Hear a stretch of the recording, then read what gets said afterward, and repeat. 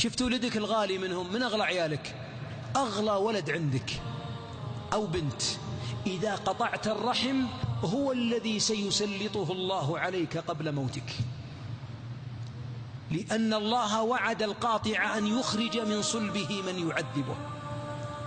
إياك أن تورث العقوق لعيالك، إياك تموت يوم تموت وانت قاطع رحمك وتقول اللي يسلم على عمه سود الله وجهه وله بولدي.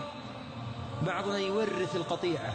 أحبابي، والله أنه نعم اللي تستاهلونها جميع، والله لا يستحقها قاطع الرحم ولا الهاجر للمسلمين. أحبابي، قطيعة الرحم معناها أو قطيعة المؤمنين معناها أن قلبك ليس فيه من الإيمان شيء، بل فيه الشيطان وكيد الشيطان. دعوة إذا بغينا صلاح أبنائنا. ولذلك بعض الآباء يقول يا شيخ أعطيته وشريت له وزوجته وسيارته أزين من سيارتي وعقني، وانت وأخوك عمه من متى ما سلمت عليه؟ عقوقه يسدد فواتيرك، الله يعظم أجرك، يسدد فواتيرك ويذيقك الكأس اللي ذوقت أخوك منها. وإن كنت عاقل أبوك ولا لأمك والله إن تراها قبل موتك بضمان الله. أحبابي، إذا دعي أحدنا للصلة والصفح والعفو، المصلحة مهب لولد عمك اللي انت وياه متقاطعين، المصلحة لك، أعمالك ترفع.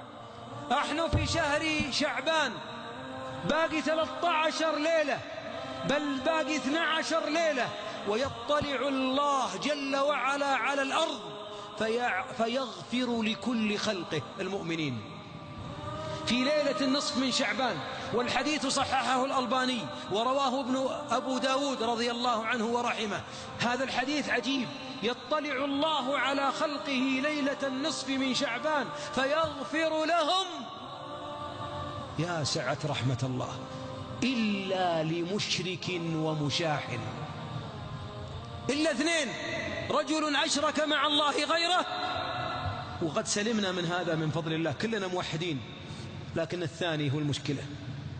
بين اثنين شحناء تنزل الرحمة ليلة النصف من شعبان، لأن شعبان هو الشهر الذي ترفع الأعمال فيه.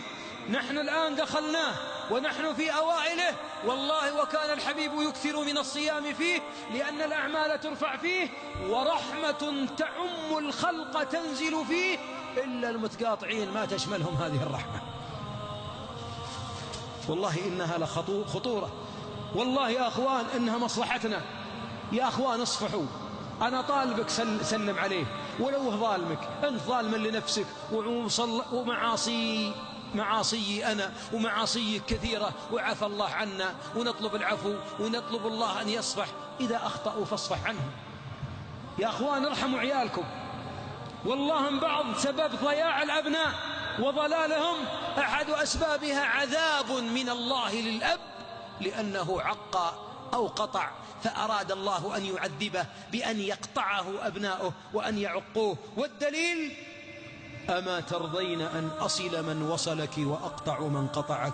اللي حكم بهذا هو الله، اللي حكم بهذا هو الله، اللي لعن القاطع في كتابه هو الله. يا مسلمين، والله لا يستقر عين إنسان تقر عينه الليلة لو قيل الواحد بيعتدي عليه أن يهرب ويزبن ويطلب الحماية، يروح للشرطة، فكوني، يهددني. طيب لعنة رب العالمين تطارد بعض المسلمين 20 سنة لأنه قاطع للرحم. كيف يبات؟ كيف ينام؟ كيف يقر؟ أحبابي، دعوة، والله دعوة محب. والله لو أعرف واحد من الأحبة أني لا أحب خشمه ويده وراسه واللي يبي رحمة به، ترى ليس لنا شيء، لأننا نخاف على بعضنا ها هي أبناء ما فيهم خير، المرأة متلومة، الراتب ما فيه خير، أن النفس ضايقة، مهموم، مكشر، كل ما طقها عدله انقلبت عوجة، سببها أنت. أما لو وصلت، لو وصلت، لا خيار لنا، مو على كيفي ولا كيفك، أو أسلم على عمي ولا ما أسلم عليه، خالي أو ما أسلم عليه، سلم عليه ولو قتل ابنك. إذا قتل ابنك راح للمحكمة، وإن قتلوه يقتلونه، لكن السلام لازم تسلم. خيرهم الذي يبدأ بالسلام.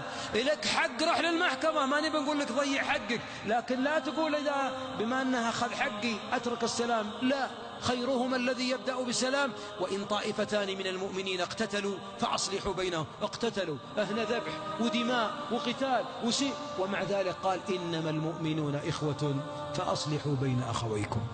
تبقى أخوة الإسلام. واللي ما يقدر على نفسه ليصفح كأنه يقول يا ربي اقطعني، والله لاني بصالح معه، اقطع ولا صل ما يهمني. أتتحدى ربك يا مؤمن اتق الله. واللي يعرف يا أخوان اثنين متقاطعين، أنا طالبك، والنساء اللي حاضرات بعض الأخوات قاطعة خالتها واختها، وبعضهم بينها وبين جارتها، يا أخوان أصلحوا بين الناس، ارحموهم. اسمع هذا الحديث الجميل، حديث صححه الألباني، رواه الإمام أحمد. يوم القيامة يصلح الله بين عباده. ما رأيكم؟ الله يصلح بين عباده. إي والله. يقف عبد أمام الله فيقول يا ربي خذ مظلمتي من أخي. شوف الموقف، عراة والحكم هو الله، الله هو الحكم جل وعلا وهو الملك.